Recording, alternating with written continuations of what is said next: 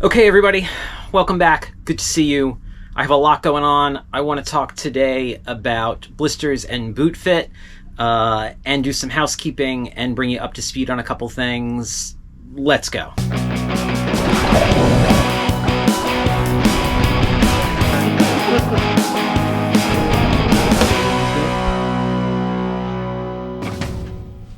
Okay, I'm back. I have some outdoors pet peeves, which someone told me I should really be calling Brett Peeves. So apparently I have some outdoor Brett Peeves. The first is people who don't wear PFDs or take even the most basic safety precautions while they're paddling. So if you're stand-up paddleboarder, no PFD, no leash. If you're a kayaker, no PFD. Things like that just drive me crazy. I'm also driven a little crazy by people who don't take the time to learn how to do a forward stroke.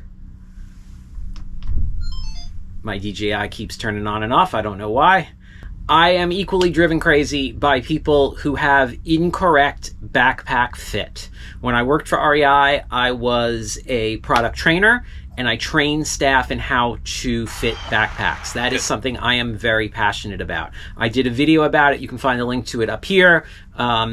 Backpack fit is super important, and you will have a horrible time backpacking if your pack doesn't fit you right. And it's not that hard to do, but a lot of people don't realize that they have to do it. They walk into a store, they take a pack off the wall, they put it on, they're like, this feels good. Let's go. Watch that video, it'll explain why that's a bad thing to do. Equally important as pack fit is boot fit. And that's what I want to talk about today. That and blisters and how we can prevent blisters and some simple things that you can do to have a better boot fit or shoe fit. And we'll get to that in a second. You're driving me crazy, DJI. We'll get to that in a second. But let's get rolling. It starts with prevention. Okay, so when I say that it starts with prevention, I'm talking about... Geez, everything is making noise. I'm talking about a couple of things. I'm talking about making good choices in terms of socks and maybe sock liners, and we'll talk about that in a minute. For socks, I currently like merino wool. A fairly thick, like a mid-weight, is generally what I'll wear all year long, even in the summer in the South. The nice thing about wool is that it is cool in the summer and it is warm in the winter, which is awesome. It also wicks moisture really well. Back in the day when I started backpacking, which was how I got interested in the outdoors initially, actually it was rock climbing first, then backpacking, but pretty close together. Merino wool didn't really exist or wasn't easy to get, and it was probably really expensive, so we wore rag wool.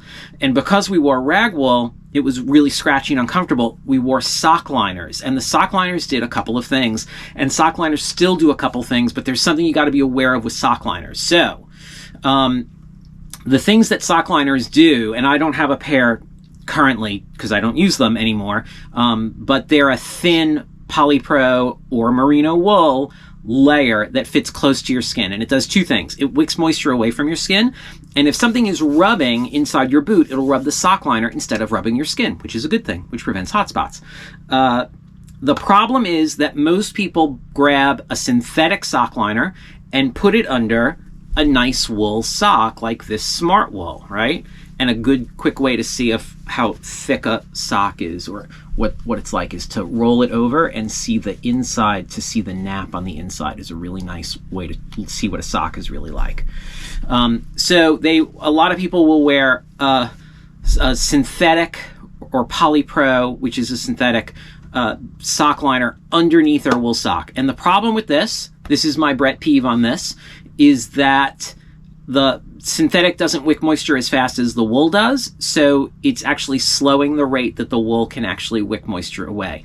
So if you want to wear a sock liner, which you don't have to, but if you prefer to wear a sock liner for various reasons, just match materials to your sock. If you're wearing a synthetic sock, wear a synthetic sock liner. If you're wearing a wool sock, wear a wool sock liner.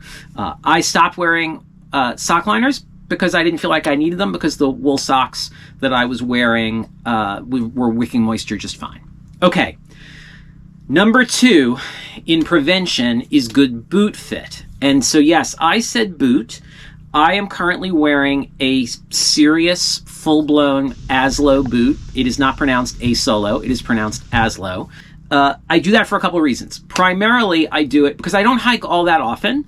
I'm more of a paddler these days. And so if I were hiking all the time, I would probably wear a trail runner or a hiking specific shoe, which would be lighter, but would offer a little bit less support under my foot. And I like the full-blown support of a boot.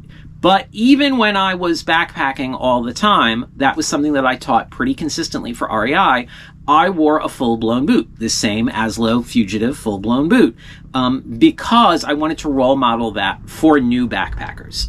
I think new backpackers should do their first season in a full boot that comes up to their ankle, because it's offering support that they don't yet have built in. And what I mean by that is that their feet, their calves, their ankles, even to a degree their thighs, are not as strong their first season. But after you build up that strength, I think it's great to go to a lighter weight hiking shoe or even a trail runner. I think both of those work well. I think trail runners can actually work better than hiking specific shoes for lots of reasons. But that's a discussion for another day. I will also throw out there, and this is going to anger probably a lot of you, the most popular hiking boot that Merrell sells, the Merrell Moab, which is available as the Ventilator, which is the non-waterproof, and a waterproof version, is not a hiking boot. It offers almost no support. It's doing very little for you. Unlike something like a similarly priced boot like the Vask Breeze is an awesome lightweight hiker, the Moab is not really a hiking boot. People love it because it's super comfy, but it's just not offering any real support. And the test for that is if I grab my very big Aslo, right, and I hold the back of the boot. I hold the back of the boot in the palm of my hand and the front of the boot in my other hand and push. The only place that it bends is right here where your foot is articulated and supposed to bend. But if you do that with a Merrell Moab, you can bend it any place you want. It has no shank. It just isn't offering any real support. It's also EVA foam rubber, which is really soft and compresses relatively quickly. If you've ever taken your foot out of a flip-flop sandal, some people call them thong sandals, and you see the outline of your foot, that is EVA foam rubber compressing. A boot like this is using polyurethane, which doesn't compress. So that's why I prefer a bigger boot. I absolutely love this boot. It's a great boot. Okay, so that's number 2 on prevention. Number 3 on prevention is making it okay for new hikers to deal with small foot problems early in a hike so they don't become big foot problems later in a hike. If you're like, oh no, power through, tough it out, you're going to end up as an outdoor leader dealing with people with huge blisters, which are an absolute nightmare to deal with. Okay, that's prevention. 1, 2, 3. Good socks to wick moisture, good boot fit, good supportive boot, making it okay to deal with foot problems. Okay, let's talk a little bit more specifically about boot fit. Okay, when I'm talking about boot fit, here's what I'm talking about. You need to go into a store. They should measure your feet, both sitting and standing, because when you stand, it will add weight to your feet, which will change the size. And then you should be wearing the kinds of socks you're going to be wearing to hike in when you try them on. And then you should wear them around, I would say, for 10 minutes, right? More than that is fine, but I would say at least 10 minutes. If they don't offer to measure your feet, if they don't have try-on socks, or take a pair of socks off the wall for you to use to try on, go someplace else. Similar to the way in the backpacking video I say, like, if they don't have the ability to measure your torso, go someplace else. They are not prepared to outfit you correctly. You shouldn't be giving them your business. When I try on a pair of boots, here's what I'm looking for. Nothing should be rubbing, pinching, binding, right? It should be comfortable, but not overly soft. I am, after all, looking for support for my feet. I want about a ½ an inch or about a thumb's width between my big toe or my longest toe, sometimes that's the second toe, and the front of the boot. And I don't want any heel slip. So if this is the back of the boot, I don't want my heel going like that when I'm walking.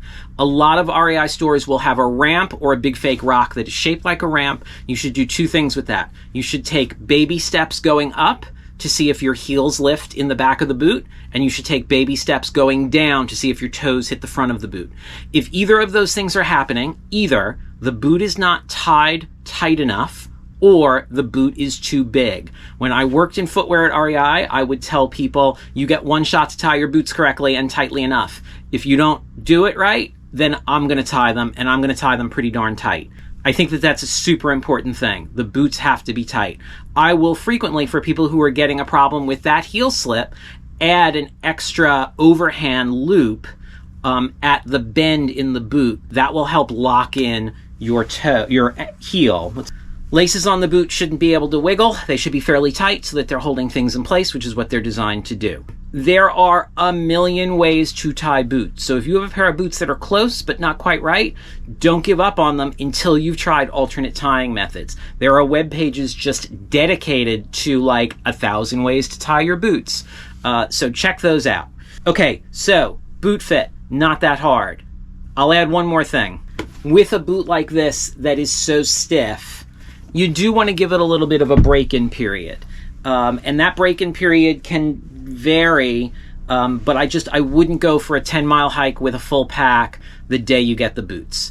A trick with leather boots is while you're breaking them in is to get them wet. That will help soften the leather and help it conform to the shape of your foot, which is the really nice thing about leather boots. New modern boots. Again, I'm going to mention the Vask Breeze. Oboes are like this. Keens are like this. Solomons are like this. The lightweight modern hiking boots don't really require a break-in period. It's only the heavier duty boots, leather boots, things like that require a break-in period. Okay, you've done everything that you can. Your boots fit you well. You've made good sock choices. You're still getting a blister. Let's talk a little bit about Blister Care. Okay, Blister Care. You've done everything that you can, and still you managed to get a hot spot or a blister. It's important to understand that you can get a hot spot and not get a blister. You can get a blister without getting a hot spot. They are two separate things that sometimes one leads to the other, but they don't have to. A hot spot is just a rubbing, right? And then a blister is micro tearing of skin layers. So your skin is made up of many, many, many layers, thin layers of skin. And when you get some tearing from friction, it starts to create a space in between, which fills with fluid, which becomes a blister. In general, the rule is nickel size or bigger blisters should be popped. We'll talk about popping them in a second. Smaller than that, you might be able to handle it. And a good way to handle it is with moleskin. This is Adventure Medical Kit's moleskin that comes pre-shaped so that you can put it around a blister so that you can, so that you don't need to have scissors, which is really nice.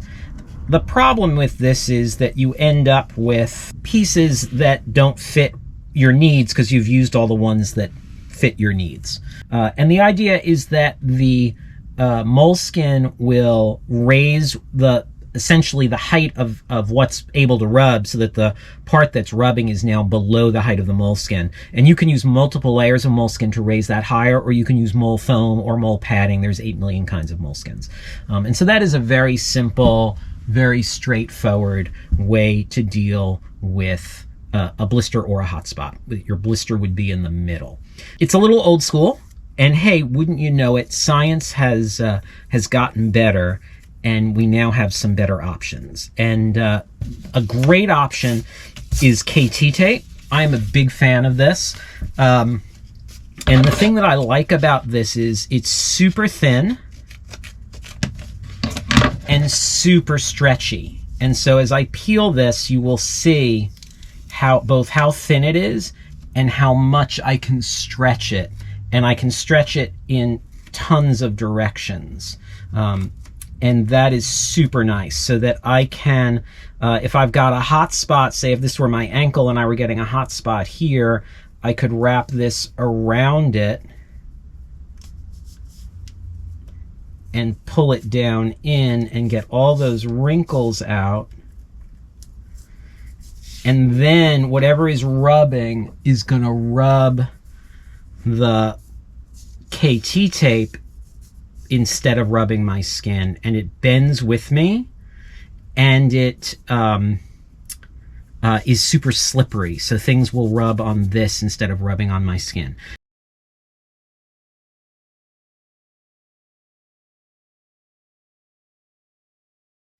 Big fan of this. KT tape is a little expensive, but rock tape, which was originally designed for rock climbers to put on their hands, people realized they were using them for blisters, so they came out with a rock tape blister kit. There's also Leuco tape, which I haven't used, but is also super popular. So I like those very much. They're super nice and super versatile. I've put this on the inside of people's hands when they get blisters paddling. The back of your ankle, it will adhere really nicely. It's just super nice, a really great product. But suppose you do all this, you still get a blister. If it's hard to manage in the backcountry, if it's a nickel size or bigger, I would start thinking about it. I would start thinking about popping it. Let's make one hole with a sterilized needle or safety pin tip. You can do that just with a little bit of flame. And make one hole and let it drain. We're not going to run anything through it as a wick. We've realized that doesn't work real well. We're not going to rip the whole thing off. We want to promote healing. We want it to heal really fast. Just drain it, pack it flat if you can, and then put a piece of gauze over it, and then put a piece of KT tape over it to hold everything in place. So super simple, doesn't need to be a big deal. Let's deal with these problems before they become a big deal. Side note, I just want to throw out there are a million ways, a million products to deal with blisters in the backcountry. These are some ways that I like. They also happen to be ways that Knowles teaches. If you want more detail on this, take a Knowles Wilderness First Aid course, but check out, there's a book called Fix Your Feet, which is really good. And there's a video whose name, there's a website whose name is eluding me. And I'll put a link to it down below that is really good for blister care. Yeah, that's it. Back to over there. Okay, so that is very quick. How to deal with a blister, how to prevent blisters, how to get good boot fit. Don't tolerate numbness, don't tolerate pain, don't tolerate hot spots or blisters. Deal with them early, get rid of them. If this stuff is working out well for you, a couple things for you. You can hit like and subscribe, which will help out this channel tremendously. If you're new to backpacking, check out my book, A Simple Guide to Backpacking, which is on Amazon. If you're really enjoying this and you want to buy me a cup of coffee or something like that, you can head over to Coffee. There's a link down below where you can send me $4 to buy me a cup of coffee. If you also want an Adventure Otaku sticker, donate $4, and in the comment section on Coffee, put in your name and email and name and address, and I'll send you a sticker. What else? I think that's it. I'll see you outside. Happy hiking. It's fall. It's hiking season. Go hiking. Happy hiking. See you outside. Tie your boots.